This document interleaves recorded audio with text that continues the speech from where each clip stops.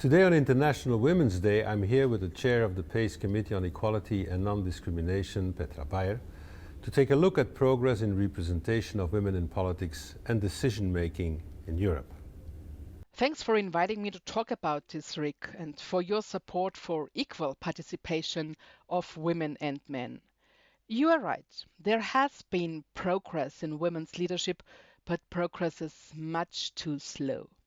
Ministries given to women are usually related to the family, children and youth, the elderly, the disabled, women affairs, and gender equality. And those with the biggest budgets, considered to carry the most weight, are still the privilege of men.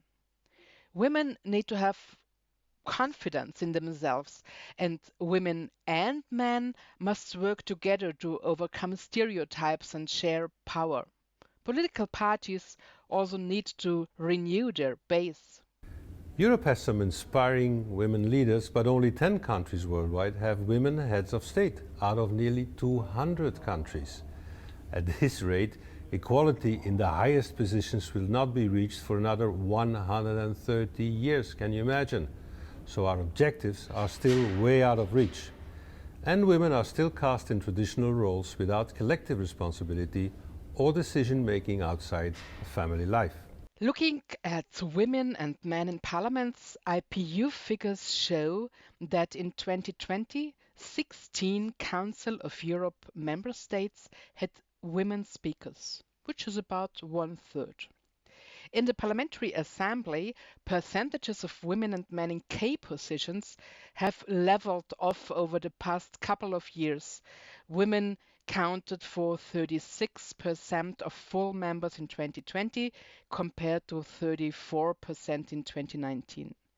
Women vice presidents actually dropped from 41% to 25%. We should really be doing better. And we need to think about the cost of unequal participation. We just can't afford to continue ignoring the knowledge and experience we are losing by excluding women. Well, Europe doesn't always lead the way, you know. I've been told that the country with the highest share of women in parliament is Rwanda. Our numbers compare pace with national parliaments, where numbers are often even lower, especially in the more conservative upper houses where there's only one lady. There have so far been only 4 women presidents of our assembly and 28 men. I mean, I'm in a position to know.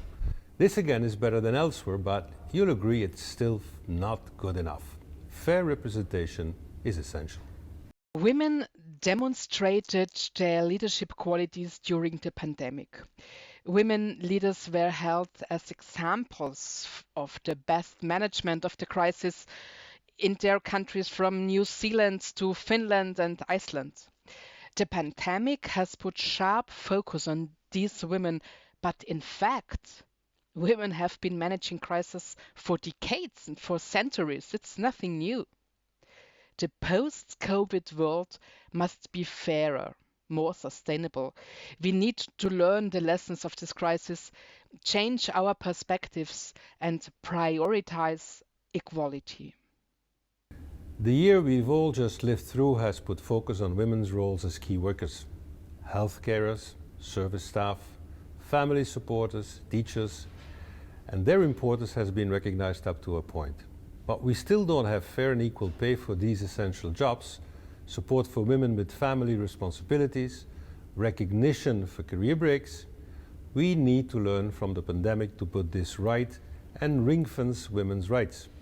Media exposure is also essential. Women essential workers were hardly ever on TV and media platforms. Most experts consulted are men. Decision makers are men, and you can go on. COVID has deepened existing problems. Women's family tasks increased, and careers and public participation were put on a back burner, unfortunately. Eglantina Germany, the chair of our subcommittee on gender equality, is preparing a report on the participation of women from underrepresented groups in political life and decision-making. Petra Stinen, our first vice chair, wrote a report on the gender dimension of foreign policy. These reports contain very clear guidelines for bringing change and about what leadership qualities should be. We have the tools, we have the expertise. Parliaments must use them and act on them. There can be no end to violence against women without real equality.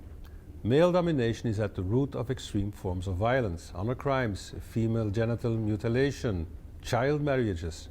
My predecessor, Liliane Maury-Pasquier, launched the Not in My Parliament initiative after interviews revealed that a staggering 85% of women members of parliament had experienced psychological harassment. Equality between women and men is the tip of the iceberg. Unequal participation and representation also affect young people, national and ethnic minorities, Roma and travelers, indigenous peoples, and many more. The study of intersectionality sheds light on the challenges to people from several or multiple underrepresented or discriminated groups at once. Our committee is going to look at how other underrepresented groups are doing, and we will definitely be making some recommendations later in the year. I think our exchanges have shown just how much we can and should do, and indeed it is our responsibility to do so as citizens and as politicians. Men and women need to push together more forcefully for change to come. I very much look forward to the Equality Committee's further work on this, and of course, you can count on me, on my support as President of the Assembly in the months to come.